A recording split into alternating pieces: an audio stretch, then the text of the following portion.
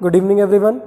I am Saksham Pandey, your physics teacher, and today we are going to continue with our topic of characteristics of sound waves. हम लोग ने दो characteristics देख लिया था. किसका? नहीं, pitch देखा था हम लोग ने कि frequency देखी थी. ये lecture number 26. Lecture number 26. ठीक है. Topic sound. ठीक है. एक देखा था हम लोग ने, एक फ्रीक्वेंसी देखी थी, और क्या देखा था? वेवलेंथ भी देखा था. वेवलेंथ देखा था कि कुछ और? क्या देखा था? रुको मैं PDF खोल रहा.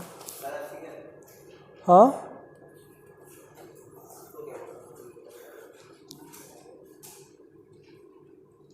मुझे ही देखना पड़ेगा.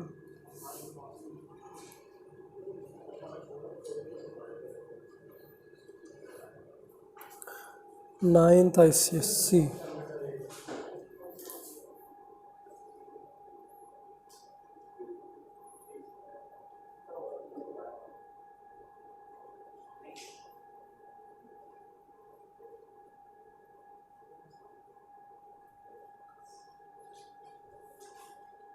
हम लोग ने देखा था एम्पलीट्यूड और फ्रीक्वेंसी को.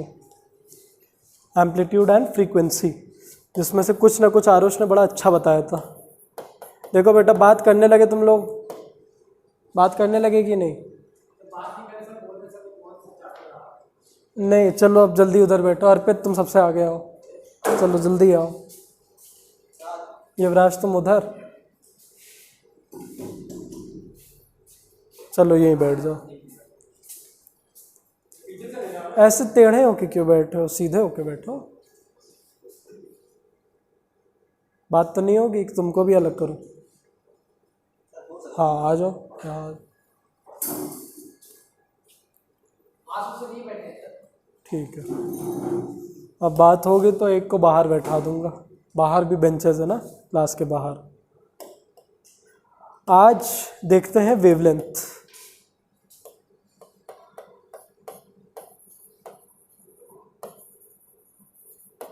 अच्छा, फ्रीक्वेंसी के साथ किसका रिलेशनशिप था? पिच का. और एम्पलीट्यूड के साथ किसका रिलेशनशिप था? लाउडनेस का. अब वेवलेंथ, जैसे हम लोग अगर कोई ये पार्टिकल का ग्राफ बनाते हैं, ये ग्राफिकल रिप्रेजेंटेशन किसका होता है? एक पार्टिकल का होता है. अब हम लोग ने ये वेव बनाई. अब इसमें से वेवलेंथ होती है कि यहाँ से लेकर यहाँ तक की डिस्टेंस, मतलब एक ये पूरी वेव है, ये कितनी बड़ी बनेगी. ठीक है, इतनी पूरी डिस्टेंस ही होती है हमारी वेवलेंथ. इसको रिप्रेजेंट करते हैं हम लोग लैम्डा से. ये लैम्डा का सिंबल है. हाँ, आप लोग ऐसे भी कर सकते हैं कि इन दोनों के, इसके और इसके बीच का डिस्टेंस, ठीक है, ये बराबरी आएंगे. ये और ये, तो ये होता है हमारी वेवलेंथ लैम्डा. ठीक है. और time period, fourth is the time period. Time period हमें बताती है कि यही एक वेव को कंप्लीट करने में कितना टाइम लग रहा है. ठीक है. और टाइम पीरियड का फ्रीक्वेंसी तो ये बताती थी कि एक सेकंड में कितनी वेवलेंथ, कितनी वेव्स निकल जाती हैं. तो इज इक्वल टू 1/t. तो t is equal to 1/f. ठीक है. तो इसका फॉर्मूला ये बन गया, टाइम इज इक्वल टू 1/फ्रीक्वेंसी.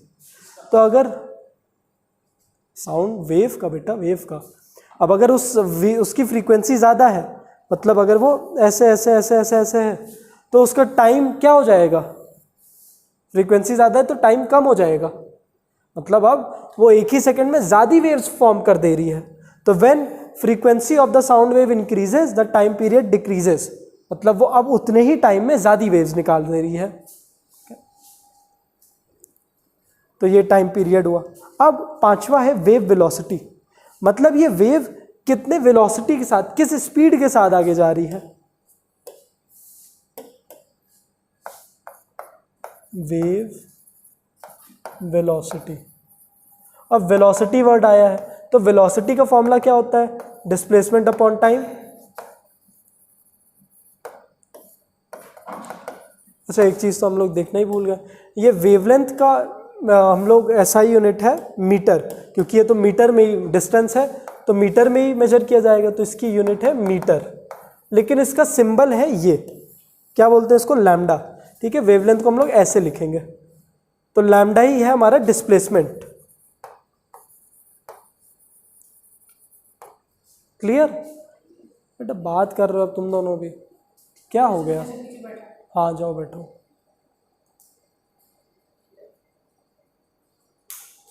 चलो, तो लैम्डा है हमारा डिस्प्लेसमेंट। और टाइम को तो हम लोग यूनिट सेकेंड्स ही होता है, तो इसकी यूनिट सेकेंड ही है। अब वेव वेलोसिटी की बात, डिस्प्लेसमेंट अपॉन टाइम। ठीक है, तो डिस्प्लेसमेंट हमारा लैम्डा है ये, और हाँ लैम्डा वेवलेंथ, ध्यान नहीं दिए क्या, इसी को, ये सिंबल है वेवलेंथ का, wavelength is denoted by lambda. ठीक है, उसका सिंबल है ये। और अपॉन टाइम ये टी, और ये अपॉन टाइम है, इसका मतलब लैम्डा इंटू 1/t है ये, और 1/t हम लोग देखे हैं इज द एफ, फ्रीक्वेंसी को ही 1/t मानते हैं। सब पागल हो चुके हो तुम लोग बेटा, अब एक बार बस घर पे अच्छे से मुझे बात करनी पड़ेगी, सब सुधर जाओगे। तो वेव वेलोसिटी का फॉर्मूला बन सकता है इससे, लैम्डा डिस्प्लेसमेंट तो हमारी वेवलेंथ इनटू फ्रीक्वेंसी, यही फॉर्मूला तो बना। जब 1/t ही है हमारा f, तो इसकी वैल्यू पुट कर दो यहाँ पे, तो ये इनटू आ जाएगा। तो वेव वेलोसिटी का ये फॉर्मूला होता है, बहुत इंपॉर्टेंट फॉर्मूला है। Wave velocity is equal to wavelength into frequency. इसको नोट करना है, कर लो।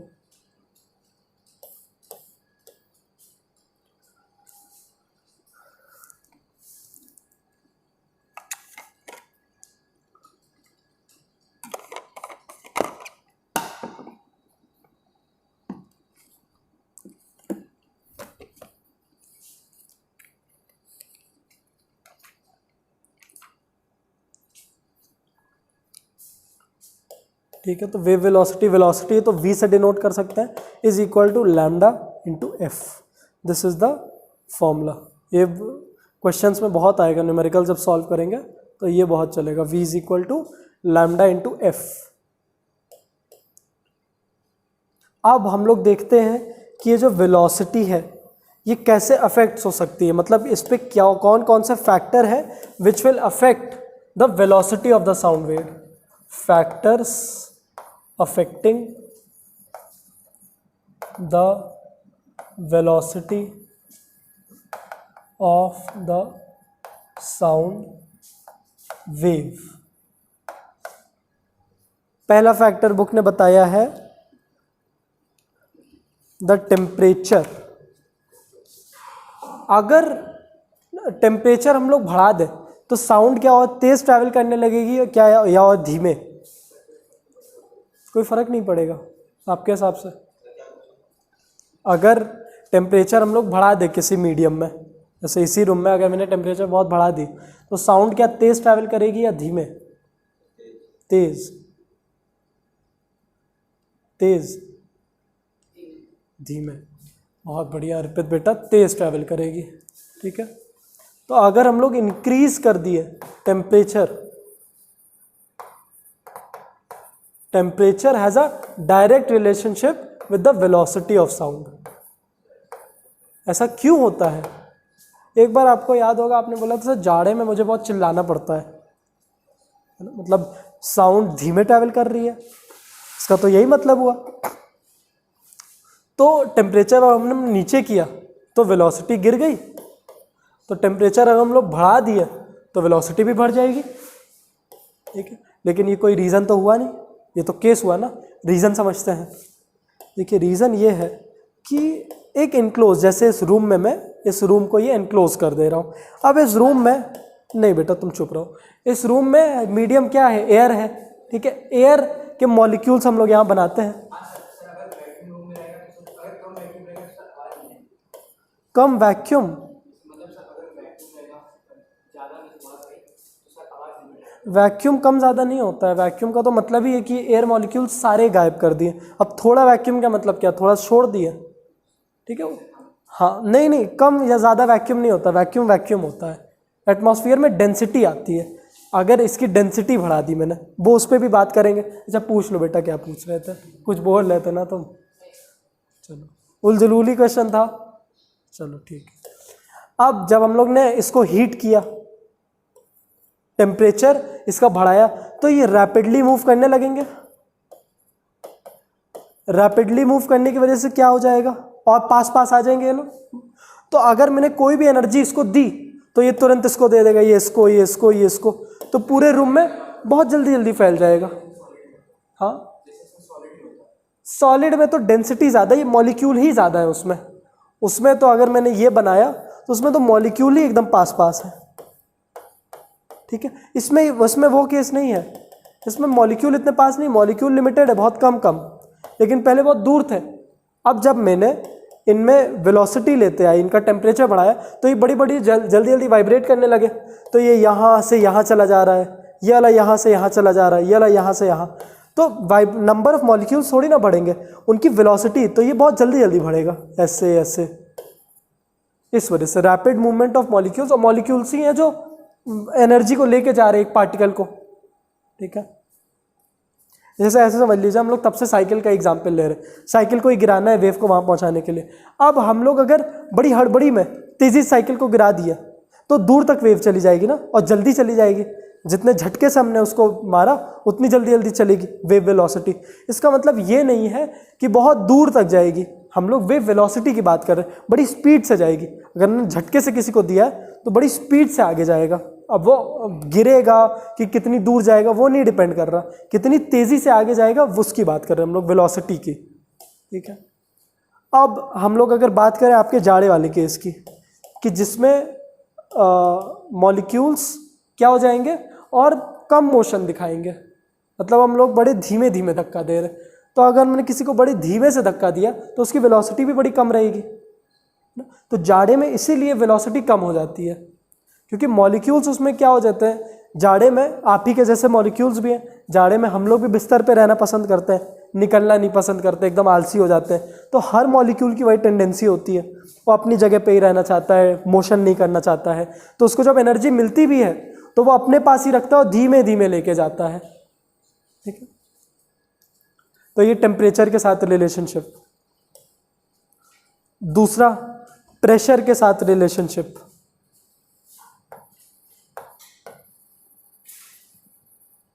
अगर हमने प्रेशर बढ़ा दिया इसी एनक्लोज्ड एरिया का, तो क्या कोई चेंज आने वाला है, बढ़ेगी कि कम, बढ़ जाएगी। अर्पित, बढ़ेगी कि कम।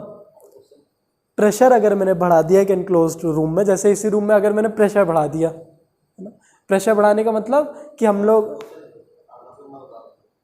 हाँ, तो प्रेशर बढ़ाया तो क्या जो वेव वेलोसिटी है वो बढ़ेगी कि कम होगी, कम होगी, कम होगी, बढ़ेगी। नहीं बेटा, यहाँ सब गलत है, कोई चेंज नहीं आएगा, नो चेंज। क्योंकि जब हम लोग कोई प्रेशर बढ़ाते हैं तो ना ही हम लोग मॉलिक्यूल्स को तेज तेज चला रहे हैं, ना ही नंबर ऑफ मॉलिक्यूल्स बढ़ा रहे हैं, बस वो एनक्लोज्ड एरिया में प्रेशर बढ़ाने का मतलब है उन पार्टिकल्स को थोड़ा और पास पास लेते आना। तो इसीलिए प्रेशर कोई चेंज नहीं लाता है एक वेव वेलोसिटी में। तीसरा, डेंसिटी।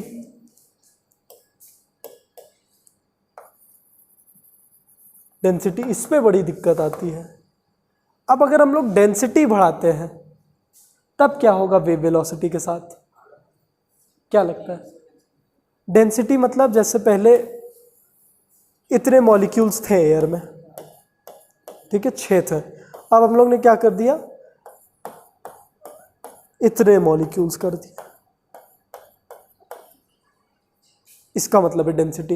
डेंसिटी वही होता है जैसे आप कोई बॉक्स लाए हो, density can be defined as mass upon volume, मतलब किसी भी चीज़ में कितना मास भरा हुआ है।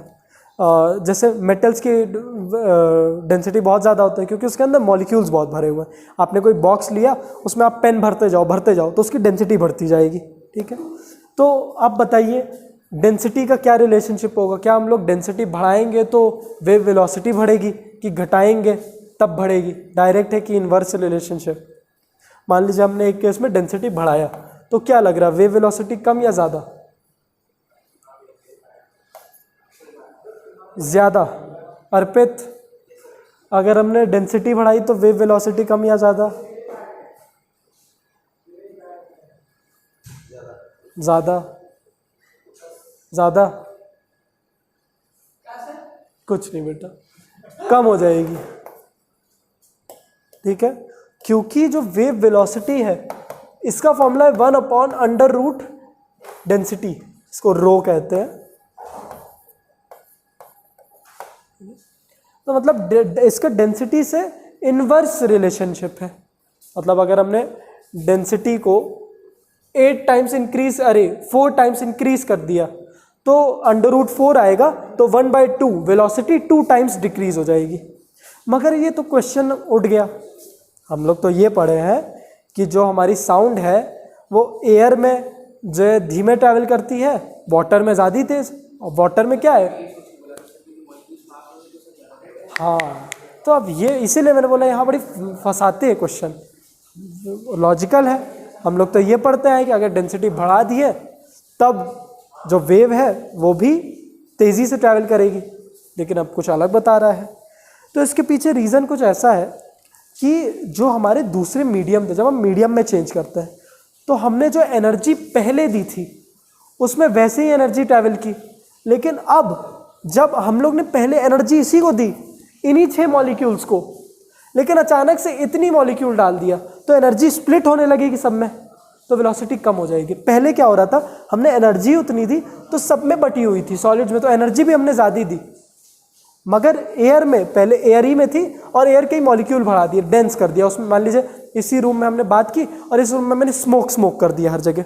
स्मोक करने से जो है क्या हो जाएगा, डेंसिटी बढ़ जाएगी एयर की, तो साउंड अब धीमे धीमे सुनाई देगी। होता भी है जब कोहरा हो जाता है तो कोहरे में तो आवाज़ तेज़ी से नहीं सुनाई देती है ना, तो वही तो रीज़न है कि एयर की डेंसिटी बढ़ चुकी है। हाँ, क्योंकि वो उसको ऑब्स्ट्रक्शन, वो ट्रांसलूसेंट हो जाता है। पूछो बेटा। हाँ, जितना हम लोग पढ़े सेकंड चैप्टर से आएगा या फिर फर्स्ट ही से मान लो, पूरा स्टार्टिंग से, मतलब फर्स्ट चैप्टर से साउंड तक आएगा बेटा, क्योंकि फाइनल में तो आएगा ही सब कुछ, आएगा। फाइनल में पूरा सिलेबस आता है बेटा। हाँ, नहीं आएगा। 9th में 10th की प्रिपरेशन की जाती है। तो देखिए बता दे रहा हूँ चैप्टर, मेजरमेंट एंड एक्सपेरिमेंट आएगा, motion in 1 dimension, laws of motion, फिर उसके बाद रिफ्लेक्शन ऑफ लाइट और प्रोपोगेशन ऑफ साउंड वेव्स, जितना हम लोग अभी तक किए है तो इतना आएगा। मैं लाइट से काफ़ी पूछूंगा, लाइट पढ़ के आना अच्छे से। 85 मार्क्स का होगा और 6.5 से 7.5 टाइमिंग रहेगी। चलो आगे बढ़ते हैं। डेंसिटी वाला क्लियर हुआ? कैसा रिलेशनशिप है? इनवर्स रिलेशनशिप है √, के साथ।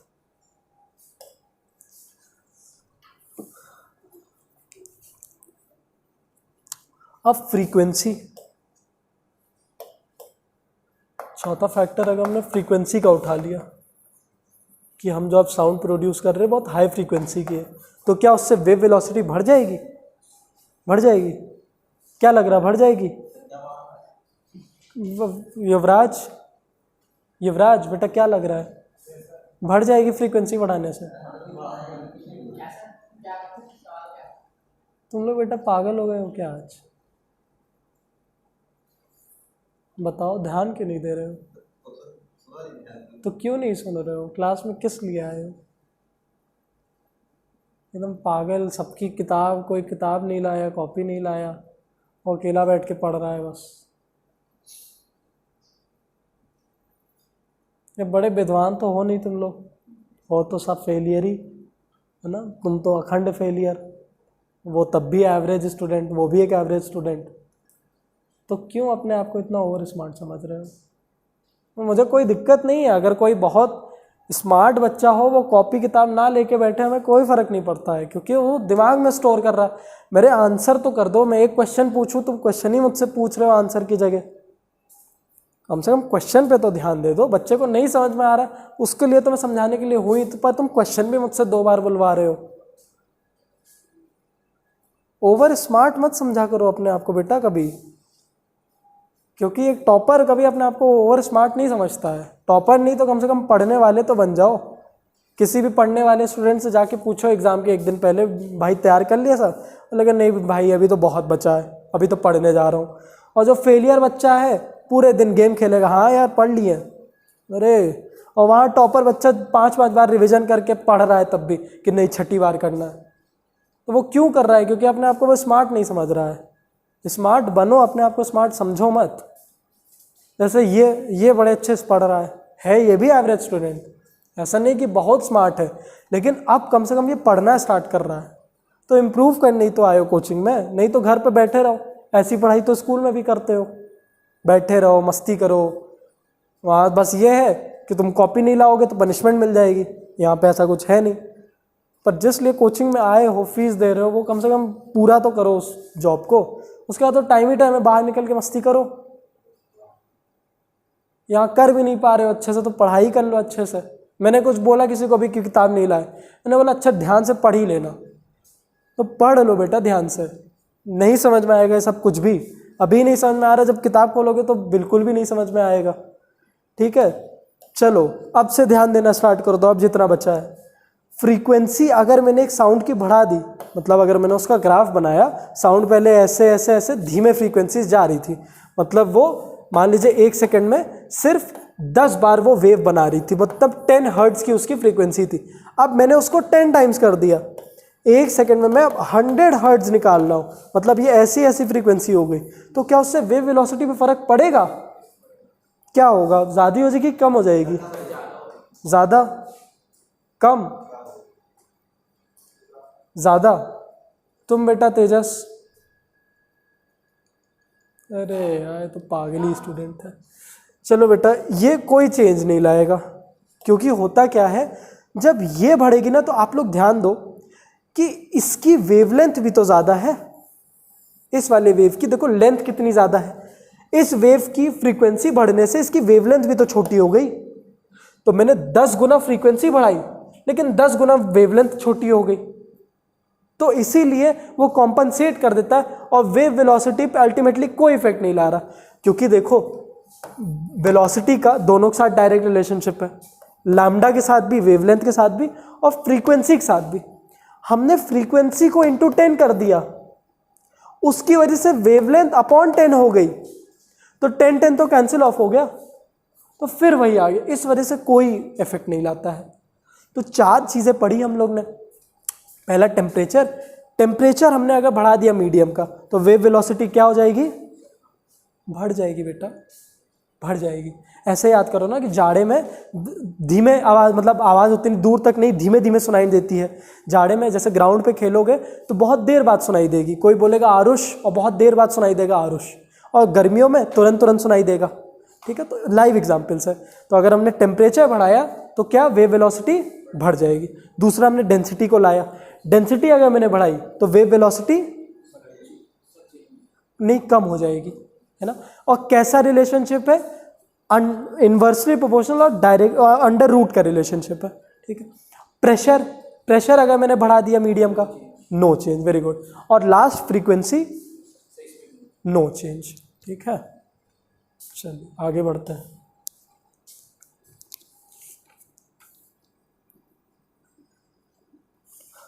अब बताया है comparison of speed of sound and speed of light.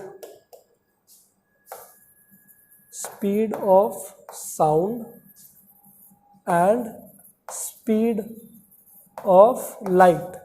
अब सबको पता है किसकी स्पीड ज़्यादा है, लाइट की कि साउंड की? Very good.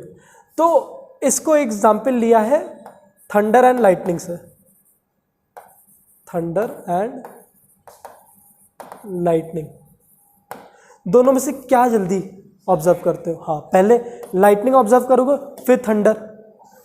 तो इस वजह से, क्योंकि velocity of light is greater than velocity of sound, यही है। ये पूछ लिया जाता है क्वेश्चन कि why do you first see lightning then hear the thunder. तो velocity of light is much greater than the velocity of sound.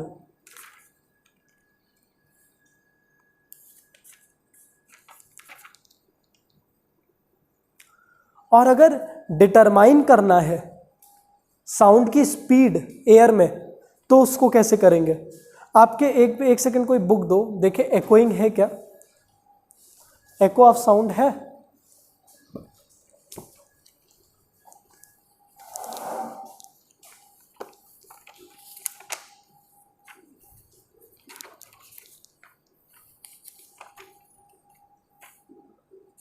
नहीं है, बच गए आप लोग, बच गए। चलो, एकोइंग ऑफ साउंड नहीं है। तो अगर मुझे कैलकुलेट करना है साउंड की वेलोसिटी एयर में, तो वही फॉर्मूला लगा दूंगा। साउंड कितने डिस्टेंस तक ट्रैवल की, जैसे 100 मीटर तक साउंड कब पहुंची, जैसे यहाँ पे कोई स्पीकर है और वहाँ पे कोई लिसनर, यहाँ पे एक स्पीकर है और यहाँ पे एक लिसनर है, और इन दोनों के बीच में डिस्टेंस है मान लिया 1000 मीटर्स का, 1 किलोमीटर का डिस्टेंस है। इसने कुछ बोला, ठीक है, अब इस तक वो साउंड पहुंचेगी, फिर हम लोग देखेंगे टाइम कितने सेकंड में पहुंची, मान लिया 2 सेकंड बाद पहुंची, 2 सेकंड्स। अब ये टेम्परेचर वाली बात, ये सब क्वेश्चन में नहीं बताएगा कि टेम्परेचर इतना है, क्योंकि उसका कोई फॉर्मूला भी नहीं बताया कि क्या फॉर्मूला होगा, तो वो बस थियोरेटिकल आएगा कि टेम्परेचर बढ़ाने से क्या होगा, ठीक है। न्यूमेरिकल्स में ये नहीं आएगा, न्यूमेरिकल इसका पूछता है वेलोसिटी पूछने के लिए, तो पहले वो डिस्टेंस दे देगा, इन दोनों के बीच में डिस्टेंस, फिर टाइम बताएगा कि मान लीजिए इसने कुछ बोला, इसको सुनाई दिया 1 सेकंड के बाद, अब बताओ स्पीड ऑफ साउंड कितनी है, तो वही formula velocity is equal to displacement upon time, simple. तो यही फॉर्मूला याद रखना है, v is equal to d by T, this is the only formula you have to remember. तो d की वैल्यू डाला 1000, t की वैल्यू डाला 1 सेकेंड, इसका मीटर, तो 1000 मीटर पर सेकेंड आ गया आपका आंसर। इसको किलोमीटर पर आवर में कन्वर्ट करना है, तो कैसे कर दें? 1000 मीटर अपॉन 1 सेकेंड, इसको अगर किलोमीटर पर आवर करना है तो बताओ 18/5 करें कि 5/18? नहीं, 18/5। अगर नहीं याद आता है तो सिंपल कन्वर्जन करो। देखो, आपको मीटर को किलोमीटर में लेके जाना है तो डिवाइडेड बाय 1000 करता है, डिवाइडेड बाय 1000। आपको सेकंड को आवर में लेके जाना है तो 60 × 60 करोगे, पहले सेकंड को मिनट में किया फिर मिनट को आवर में, 60 × 60। अब ये कटा और ये कटा, ये दोनों दे देंगे 36 और ये 10 ही रहेगा। तो अब इसको काटे हम लोग अगर 2 से, तो ये 18 और ये 5, तो 18/5। तो मीटर पर सेकंड से अगर आपको करना है, मीटर पर सेकंड से किलोमीटर पर आवर, तो क्या कर दो, मल्टीप्लाई कर दो 18/5 से। और अगर किलोमीटर पर आवर से जाना है मीटर पर सेकंड, तो मल्टीप्लाई कर दो किससे, 5/18 से, 15 लिख देंगे, 5/18। ये याद रखना, ये बहुत सारे न्यूमेरिकल्स में आता है, इसको याद रख लो अच्छे से, वहाँ पे इतना टाइम नहीं होगा कि ऐसे कन्वर्ट करो, अगर भूलते हो तो ये सिस्टम लगा लेना।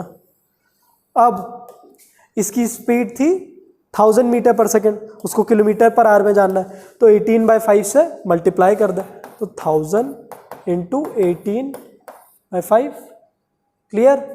ये इसको काटा कितना, 2 टाइम्स। अब 2 × हाँ, तो 36 और ये 2 0, 3600 किलोमीटर पर आवर इस स्पीड से साउंड ने ट्रैवल किया है। और एक्चुअल में कितनी है स्पीड ऑफ साउंड? नहीं, 330 मीटर पर सेकेंड। तो अगर इसको किलोमीटर पर आवर में जानना है तो क्या करें, इंटू 18/5 करें और इसका निकालते हैं। देखिए इसको इंटू 10 कर लो और सिर्फ 33 को करो, तो 33 5 6 33 6.6, इसको काटेगा 6.6 टाइम्स। 6.6 को ये हट जाएगा इसकी मदद से, ये 66, इसको 66 टाइम काट रहा है। 66 इंटू 18 कर दो, 8 6 48, 8 6 48, 52 0 6 6, 8 8 11, इतना किलोमीटर पर आवर अभी स्पीड ऑफ साउंड है एयर में। 1188 किलोमीटर पर आवर, इतनी तेज स्पीड ऑफ साउंड है। ठीक है, ये हुआ कि कैसे कैलकुलेट कर सकते हो आप स्पीड ऑफ साउंड एयर में। अब इसके बाद लास्ट टॉपिक पढ़ते हैं जो कि बड़ा इजी है कि हम लोग किस फ्रीक्वेंसी की आवाज़ को सुन सकते हैं। जैसे एटमॉस्फेयर में तो बहुत सारी अलग अलग फ्रीक्वेंसी की साउंड सुनाई देती है, कुछ हम लोग नहीं सुन सकते हैं, कुछ हम लोग सुन सकते हैं, कुछ आप लोग सुनोगे अल्ट्रासोनिक, सुपरसोनिक। प्लैनेट्स की नहीं रिकॉर्ड हो सकती है क्योंकि वो वैक्यूम में है ना, वो तो स्पेस में है, तो वो साउंड निकल ही नहीं सकती है। वो सब जो मूवी में दिखाता है वो आर्टिफिशियल बनी हुई है, ऐसे स्पेस में कोई साउंड नहीं है। ठीक है, तो जो ऑडिबल रेंज है, Audible range of sound, Audible का मतलब जो आप सुन सको, वो है 20 हर्ट्ज टू 20,000 हर्ट्ज। 20 से 20,000 हर्ट्ज तक की आप साउंड सुन सकते हो। हर्ट्ज इज द ऐसा यूनिट ऑफ फ्रीक्वेंसी, है ना। इतनी रेंज की आप साउंड सुन सकते हो। अब एक होती है इंफ्रासोनिक साउंड। इंफ्रा मतलब होता है कम, तो जिसकी फ्रीक्वेंसी 20 हर्ट्ज से कम है, लेस देन 20 हर्ट्ज, वो होती है इंफ्रासोनिक साउंड्स। ठीक है, और होती है एक अल्ट्रासोनिक साउंड, ये काफ़ी यूजफुल होती है। हाँ, इंफ्रासोनिक के उतने यूजेस नहीं है और ये हम लोग सुन भी नहीं सकते हैं, ये बहुत कम फ्रीक्वेंसी की साउंड है। जैसे कि ये हमारे बैट्स सुन पाएंगे, ये जो बैट्स होते हैं ना चमगादड़, वो सुन पाएंगे। जैसे बैट्स की फ्रीक्वेंसी दिया है वो 10 हर्ट्ज से 100 किलो हर्ट्ज तक सुन सकते हैं, और ह्यूमन इतना ही, तो सिर्फ बैट्स ही हैं जो इससे इंफ्रासोनिक साउंड सुन सकते हैं। बैट्स बड़े कमाल के होते हैं, वो अल्ट्रासोनिक में बहुत लंबी रेंज के साउंड सुन लेते हैं। ठीक है, तो ग्रेटर दैन जिसकी 20,000 हर्ट्ज से ऊपर की साउंड है वो होती है अल्ट्रासोनिक। ठीक है, और बैट्स प्रोड्यूस भी करते हैं अल्ट्रासोनिक। जैसे चमगादड़ की आवाज़ आपको नहीं सुनाई देती है, पर वो बहुत अल्ट्रासोनिक साउंड निकालता है। और वो क्या करता है, वो तो बैट्स तो अंधे होते हैं, बैट्स आर ब्लाइंड, तो वो क्या करते हैं, वो साउंड निकालते हैं और साउंड टकरा के उन तक वापस आती है। हाँ, एकदम वैसे ही, बस ये बहुत जल्दी होता है क्योंकि इसकी रेंज बहुत ज़्यादा है। ये तो सोचिए, ये 100 किलो हर्ट्ज तक की साउंड सुनता है ये। अब 100 किलो हर्ट्ज कितना होगा, 100 और ये 1000 लगा दो, 1 2 3, इतने हर्ट्ज तक की साउंड सुनता है ये। ठीक है, 1 लाख हर्ट्ज, तो ये बहुत हाई फ्रीक्वेंसी साउंड निकालता है, टकरा के इस तक वापस आते, रिसीव करता है, उसी से जान जाता है इसे यहाँ से टकराई, वो डिस्टेंस मेजर हो जाता है उसके दिमाग में बहुत जल्दी। सोचिए, हम लोग जब इस ऑडिबल रेंज की बात कर रहे हैं सिर्फ 20 से 20,000 में, और उसमें भी हम लोग बहुत इधर साइड होंगे, 20,000 तरफ नहीं। 20,000 तो आप सुनेंगे जो एकदम पतली आवाज़ नहीं हो जाती है, जो एकदम आपको चुभने लगती है, वो हो जाती है 20,000 हर्ट्ज। ठीक है, हम लोग तो वैसे भी मेल की तो एक डीप वॉइस होती है, लो पिच वॉइस, फ्रीक्वेंसी बढ़ाने से तो पिच बढ़ती है, तो हम लोग की तो वैसे ही लो पिच वॉइस निकल रही है, तो हम लोग बहुत कम रेंज में हैं। सोचिए इतनी आप लोग को तुरंत तुरंत सुनाई दे रही है, वो लोग तो इतनी हाई फ्रीक्वेंसी साउंड निकालते हैं, तो वो लोग तो बहुत ही जल्दी काम करते हैं। अल्ट्रासोनिक का और भी काफ़ी यूजेज है, जैसे इनको स्टेरिलाइज करने के लिए यूज़ किया जाता है। यूटेंसिल्स लो, यूटेंसिल्स क्या, जो ऑपरेशन थिएटर में यूज़ होते हैं हमारे इक्विपमेंट्स, उनको स्टेरिलाइज किया जाता है, उन पर अल्ट्रासोनिक वेव्स डाली जाती है, स्टेरिलाइज हो जाता है। हमारे जो फ्रैक्चर डिटेक्शन होता है उसमें अल्ट्रासोनिक वेव्स डाली जाती हैं, बोन्स में डालेंगे और वो वापस रिफ्लेक्ट कर देंगी साउंड। और चीज़ों को जैसे ग्लासेस को काटने के लिए अल्ट्रासोनिक साउंड यूज़ किया जाता है ना। और एक टर्म आता है सुपरसोनिक, ये बड़ा अच्छा टर्म है, सुपरसोनिक। सुपरसोनिक वो होता है, जैसे बोलते हैं ये जेट सुपरसोनिक स्पीड से चलता है। इसका मतलब है जो भी चीज़ स्पीड ऑफ साउंड से ज़्यादा तेज़ है वो सुपरसोनिक होती है। जैसे एक जेट जब वो मैक्सिमम स्पीड अपनी पहुंच जाए तो वो साउंड की स्पीड से भी ज़्यादा तेज़ चलते हैं, वो साउंड बैरियर को तोड़ देता है। मतलब आप जब एक वेव, जैसे आप देख ही नहीं सकते हो, ह्यूमन आई नहीं देख सकती है, मगर चलिए इसका कोई इमेज निकालते हैं। Jet breaking the sound barrier, jet breaking sound barrier.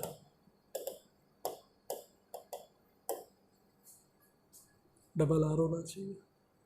हाँ ये देखिए ऐसे ही दिखता है कुछ असल में भी। एटमॉस्फेयर में ही ये जब साउंड बैरियर को तोड़ेगा तो ये तुम से ऐसे निकलेगा।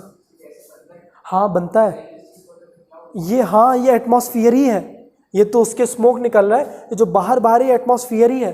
एटमॉस्फेयर को इतनी तेज़ी से ये चीर के निकला है कि पूरा ये जो आसपास के मॉलिक्यूल्स हैं वो वाइब्रेट कर जाते हैं। जैसे इसका वीडियो भी देख के लेक्चर ख़त्म करते हैं, बस ये लास्ट ही है, सुपरसोनिक ही लास्ट है। तो जेट ब्रेक, हाँ देखिए इसका वीडियो ही चला दे रहे ना।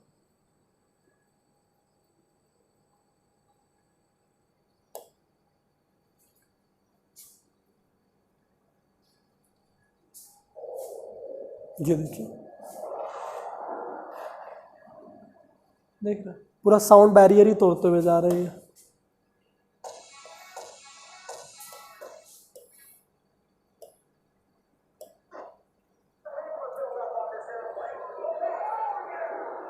ये देखिए पीछे इसके चल रहा है ना, ये बीच बीच में स्पीड ऑफ साउंड से तेज हो जा रहा है, मतलब ये 330 मीटर पर सेकेंड से भी तेज हो रहा है। तो ये ऐसे साउंड बैरियर तोड़ देता है, ठीक है। इसे को सोनिक बूम, बड़ी तेज आवाज आती है ये, ठीक है। ये बहुत तेजी से कान में लगेगी, तो वीडियो इस वजह से, ठीक है। तो सुपरसोनिक समझ में आया, जो भी चीज स्पीड ऑफ साउंड से तेज चले वो सुपरसोनिक होती है, ठीक है। और अल्ट्रासोनिक के यूजेस एक बार देख लीजिएगा, बस देख ही लीजिएगा, खुद ही समझ में आ जाएगा, ठीक है। चलिए साउंड चैप्टर अपना ख़त्म, अगला हम लोग हीट स्टार्ट करेंगे।